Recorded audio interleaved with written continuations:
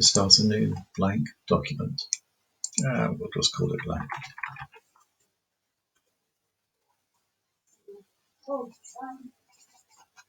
Here we go. Now I tend to use a saved layout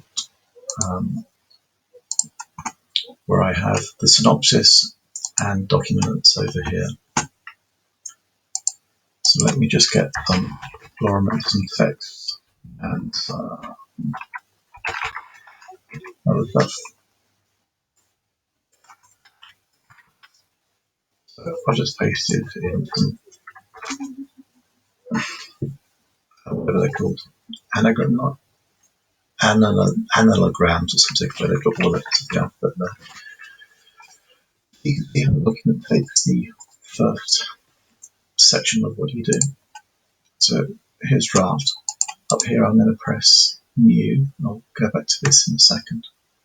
I'm going to add a new folder. And if you're writing a novel, you might call it chapter 1. If it's a business, you might call it different clients, whatever. We're going to drop that document in there.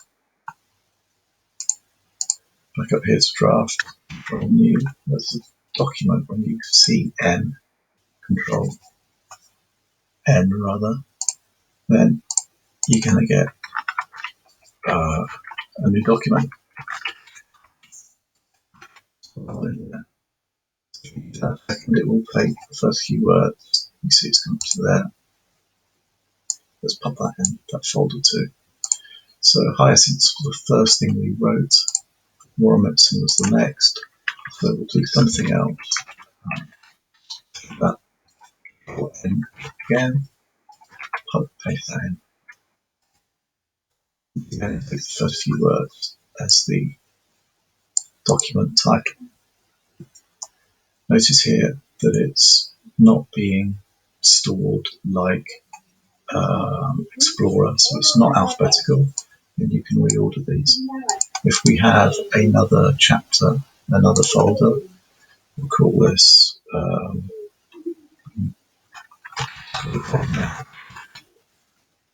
put a document in there.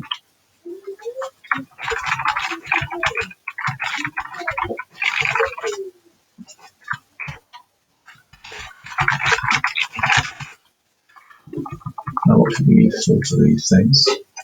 If you are document, if you're just planning ideas out, you can put some of the synopsis in.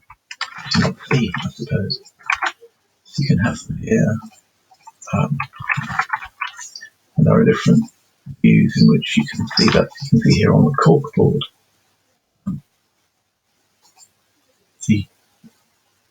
It's called draft. So you can see that has the two folders. If we look into each of the folders, we're seeing the three documents in that folder. In that folder, we see these two documents, and the synopsis gives us a quick overview of what the documents contain. You can also look in this view where it would show all of the text, if there was any. Okay, let's throw some text in. A couple of these. Let's do another raw note. The same.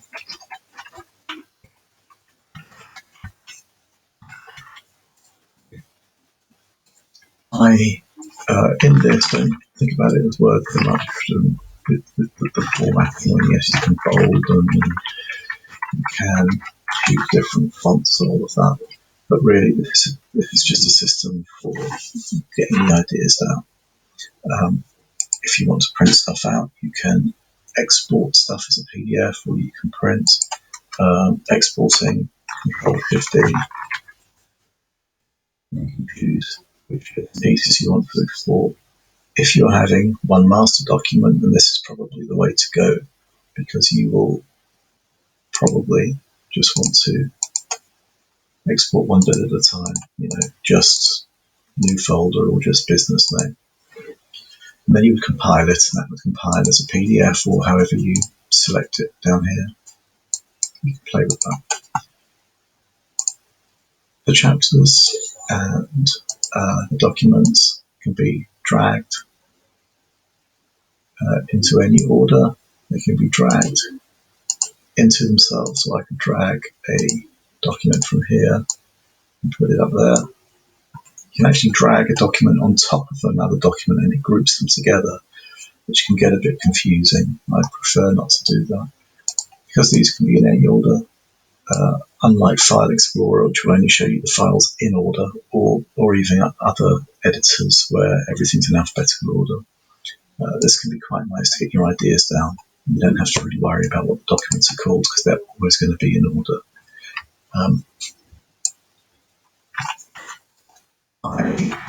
Some people like the corkboard look over here. I never really particularly bother with it. There's another thing here, this overview, whatever it's called. And you can see the little synopsis here. Nice thing. If you were writing blog posts in here, for instance, you might, I don't know what I just did there. So I just grouped, just put that within there. So I'm going to ungroup. Okay. What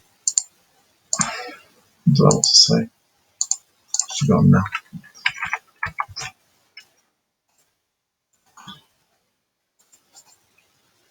Completely forgotten.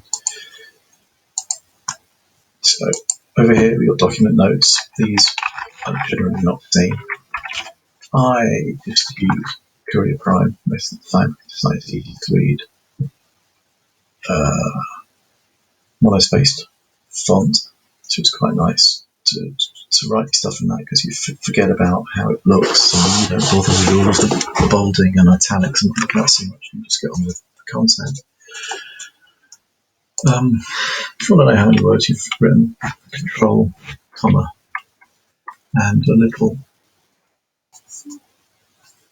box will come up saying how many you've written. You can set your targets and so on if you so wish.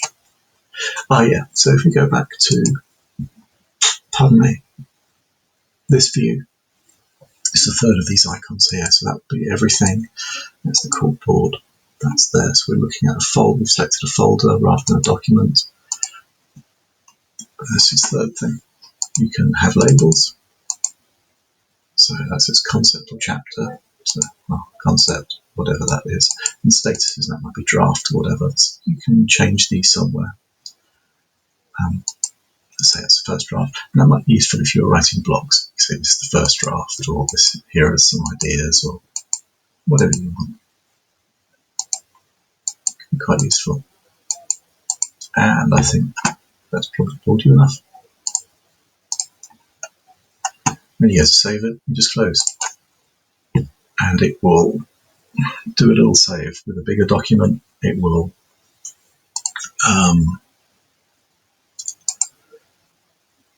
with a bigger document, it will take a little while. So if I, like, here's my novel, if I go to close this, it does this little backup thing. The files are not Scriv folders it will have. Let's go. We go my books. So there's the Scrivener folder, and you can see all the different bits and pieces that we've written. It was blank that we're just writing on. So the files themselves are RTF. So you can kind of, I suppose, go in here if you needed to and open it with something else. So if I open it with Open Office, damn, it's starting to open Word, which I don't want, and send it to Open Office.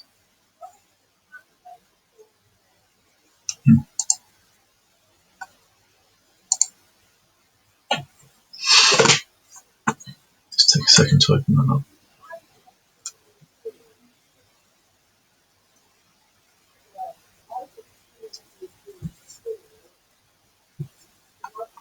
Let's see if this works.